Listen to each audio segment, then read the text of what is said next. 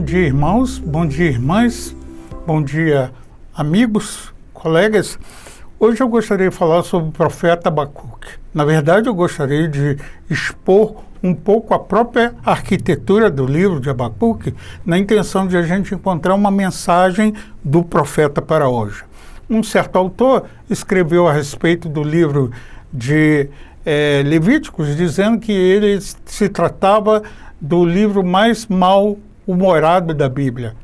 Semelhante a esse tipo de título, eu gostaria de dizer que Abacuque é o profeta, é o livro mais honesto da Bíblia. Não porque os outros não são, mas esse é o mais honesto ali.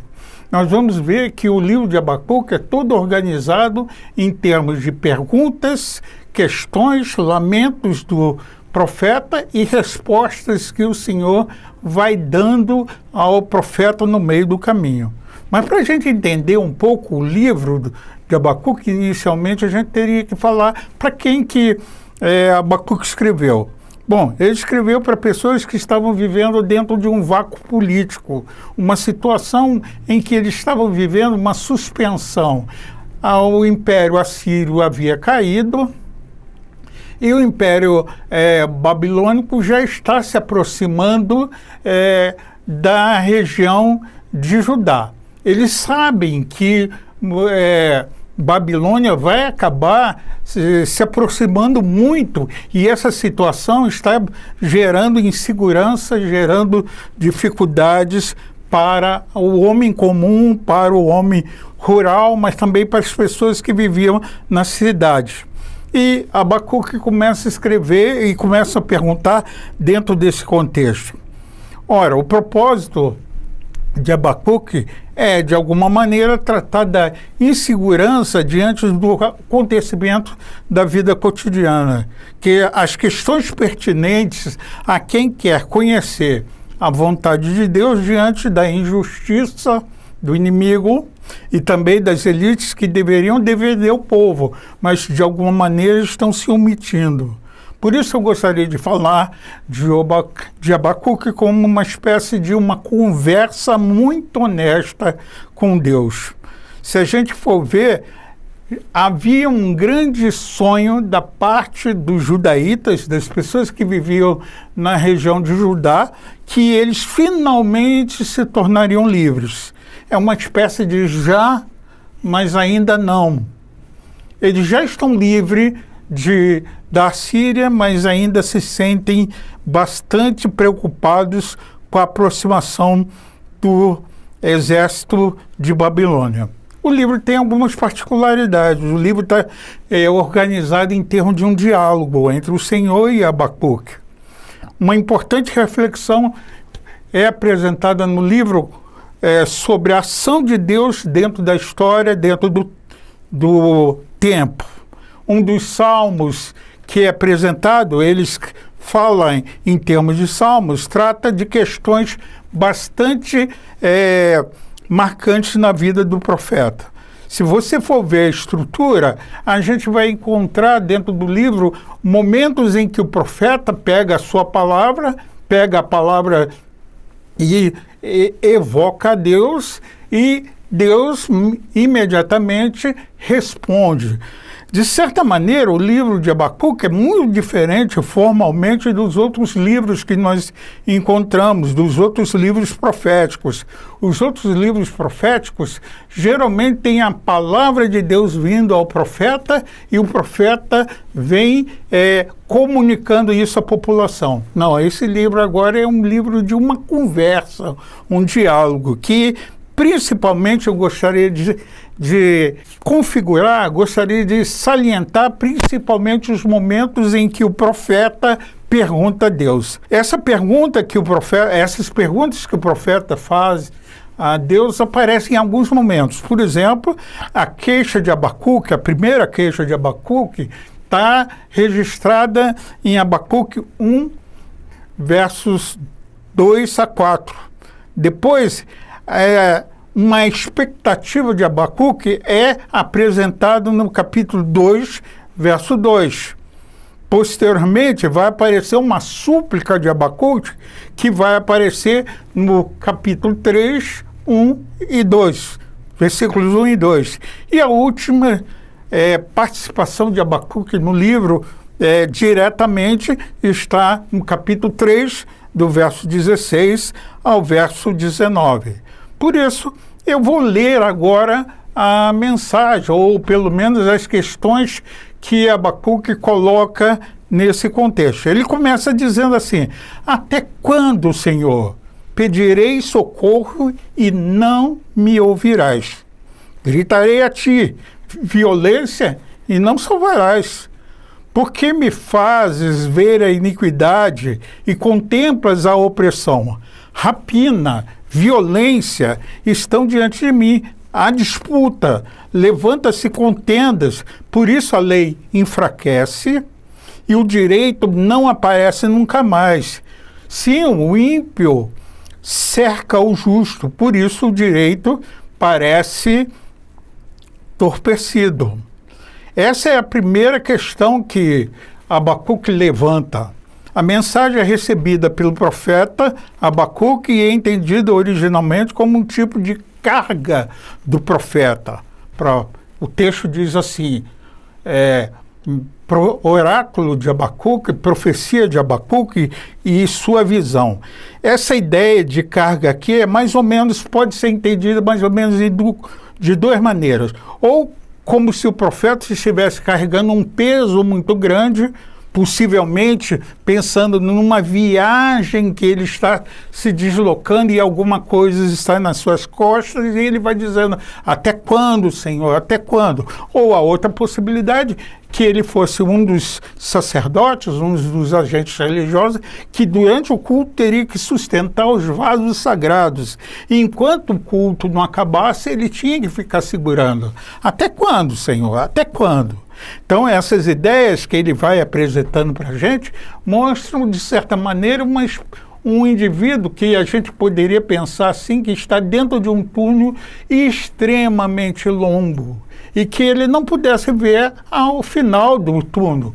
Por exemplo, na Europa, no Canal de Mancha, entre a França e a Inglaterra, há um túnel de 42 quilômetros. Você se deslocando de uma ponta a outra, levando mais de 1 hora de viagem num trem-bala. E possivelmente a criança diria ao seu pai: já chegou? Já chegou, pai? E aí, quando que a gente vai chegar? O profeta dessa maneira: até quando, Senhor? Até quando a gente vai viver essa situação? Ontem eu estava pensando: até quando, Senhor? Até quando nós vamos ficar em nossos lares, vamos ficar esperando situações que possam ser resolvidas? O tema da injustiça aparece nesse diálogo. O profeta está dominado por essa questão. Violência, injustiça, e o profeta vai dialogando isso com Deus, possivelmente dentro do contexto entre a guerra da Síria e guerra da Babilônia. Judá está entre duas superpotências. O profeta pergunta: até quando não será ouvido? Quando terá solução para as situações que eu estou vivendo? O profeta questiona a Deus o que lhe é permitido fazer. É muito interessante a atitude de Abacuque, e mais interessante é a atitude do próprio Deus. Não há nenhum constrangimento em que Deus se coloca diante do homem para ouvir as suas súplicas e suas questões. Eu não posso questionar a Deus. O profeta Abacuque é muito honesto. Ele pergunta: até quando? Como é que eu vou enfrentar essa situação? Parece que o profeta se coloca diante de um rei e começa a colocar as suas discussões. O profeta questiona Deus e lhe é permitido lidar com essa situação, lidar com a tristeza, com a angústia, com a maldade, com os apuros, com a corrupção. Tudo isso está colocado nesse primeiro levantamento de questões que o profeta coloca. A segunda pergunta que o profeta coloca a Deus é que ele diz assim, note que na primeira questão é dominada pelos termos na primeira pessoa do singular. Até quando eu vou ter que lidar com isso? E ele volta a colocar a mesma coisa, na mesma linguagem, no capítulo 2, verso 2. 1 e 2. Ele diz assim: vou ficar de pé no meu posto de guarda, vou colocar sobre a minha muralha estreita para ver o que ele me dirá e responderá a minha questão. Como ele vai responder a minha questão? Então a atitude do profeta não é só alguém que está sem perceber maiores implicações, sem maiores envolvimentos, sem maiores compromissos com a sua vida. E perguntando, por que Deus fez isso comigo e vai embora para viver a vida? Não, ele vai dizer, eu vou me colocar sobre a muralha para esperar o que Deus tem a me dizer. Eu tenho confiança para perguntar, eu tenho a honestidade para me expor diante de Deus. Então cabe a mim também ficar aqui esperando esse meu Deus me responder. O profeta se dispõe a ser uma espécie de sentinela, uma guarda, um vigia. Ele está numa guarita esperando a chegada de Deus para dar a sua resposta. É uma espécie de serviço levítico. Ele está esperando a chegada de Deus e quando Deus, através dos seus atos, transformará a vida. Um dia eu estava visitando um dos fortes que nós temos na costa brasileira e eu me assustei com uma situação. Eu percebi que os fortes onde eu estava, a guarita era voltada para o lado de dentro, parecendo claramente que a guarita estava mais interessada em vigiar quem estava dentro do forte do que exatamente quem estava do lado externo. E daí eu ouvi uma pessoa dizendo que possivelmente aquele forte tinha sido usado como campo de concentração.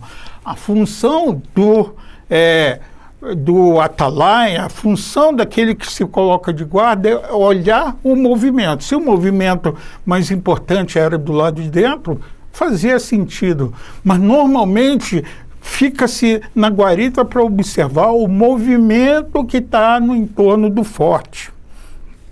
Dessa maneira, Abacuque coloca-se diante da história, olhando o que Deus vai fazer. E ele continua lá no capítulo 3, no verso 1, fazendo uma afirmação para Deus, uma oração do profeta em tom de lamentação. Senhor, ouvi a tua fama, temi, Senhor, a tua obra. Em nosso tempo, faze revivê-la. Nos nossos tempos, manifesta. Na cólera, lembra-te de ter compaixão. Certamente, Abacuque já tinha ouvido seus pais, seus avós, seus ancestrais dizendo sobre Deus atuando na vida do seu povo. Deus abrindo o Mar Vermelho, Deus parando o Rio Jordão, Deus fazendo milagres e maravilhas. Mas no tempo em que ele estava vivendo, parece que a obra de Deus estava sonolenta, parecendo que Deus estava de alguma maneira sem atuar na vida das pessoas. Então ele fala, Senhor, faze reviver a tua obra, ou na versão clássica de Almeida, reaviva a tua obra, ó Senhor. Eu quero ver, eu quero perceber os movimentos da sua ação no nosso entorno. Parece que a gente está vivendo situações em pandemia e que parece que está tudo parado e que Deus está um pouco distante. Mas quando a gente ouve algumas notícias, a gente ouve falar de vacina que está aparecendo lá num país na Europa Central, depois uma outra vacina que vai aparecendo no extremo Oriente, outras aparecendo no leste europeu, e aí a gente vai... Quando essas coisas chegarem a acontecer, a gente vai dizer, foi Deus. Mas sempre é importante lembrar que, assim como as vacinas, quando ficarão prontas, elas representarão um processo de ações diversas até o momento que elas chegarem efetivamente a poder nos livrar desses momentos, também Deus age da mesma maneira. Deus não fica parado esperando o momento, agora é a hora. Muitas das vezes Deus já colocou em movimento a sua bênção, a sua transformação, e que no tempo certo vai chegar até nós. Por isso o profeta não está sendo desrespeitoso com Deus, falando assim: aviva a tua obra, Senhor. Mas ele está mostrando a sua expectativa, está mostrando o seu desejo de ver as coisas acontecendo. Devemos olhar agora o último episódio, a última participação de Deus, de Abacuque nesse diálogo, quando aparece nos versos do capítulo 3, dos versos 16 e diante. Ele diz assim: eu ouvi, minhas entranhas temeram. Esse ruído no meu lábio estremece, a cárie penetra os meus ossos, os meus passos tornam-se vacilantes. Espero tranquilo o dia da angústia, que se levantará contra o povo que nos ataca. Porque a figueira não dará fruto, não haverá frutos na minha vida. Decepcionará o produto da oliveira, e os campos não darão o de comer. As ovelhas desaparecerão do aprisco, e não haverá gado nos estábulos. Eu, porém, me alegrarei no Senhor, exultarei no Deus da minha salvação. O Deus é o meu Senhor, a minha força. Torna os meus pés semelhantes aos das gazelas, faze-me caminhar nas alturas, ao mestre de canto para os instrumentos de corda. A fala de Abacuque é impressionante. Ele está vendo a luz no final do túnel? Não, o túnel é bem longo. Se a gente semelhar ao túnel do Eurotrem entre o Canal da Mancha, 42 quilômetros, durante muito tempo da viagem não se vê o final da luz do túnel. É muito fácil você demonstrar tenacidade, demonstrar força, demonstrar energia quando você começa a ver a luz do túnel. Parece que Abacuque, muito antes de ver a luz do túnel, quando ele olha para o campo, ele vê que nada está florescendo. Quando ele olha para o aprisco, diz que as crias não estão chegando, parece que o rebanho está todo disperso, ele não tem nada que se agarrar, ele assume um compromisso. Eu vou me alegrar no Senhor. O túnel está longe. Ainda faltam 20 quilômetros. Eu vou chegar lá. Eu vou estar lá. Com certeza, no final de mais algum tempo, eu já estarei lá. Ele acredita no processo, ele acredita na ação de Deus.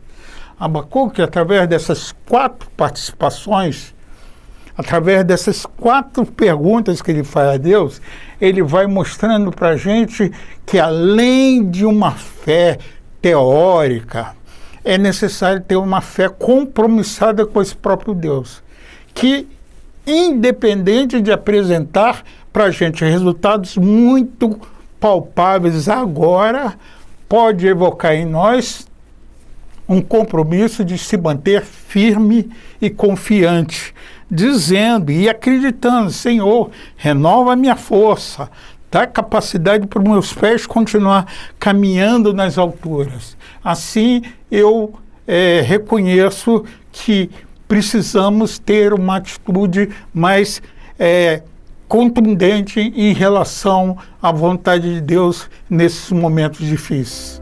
Amém. Que o Senhor nos abençoe.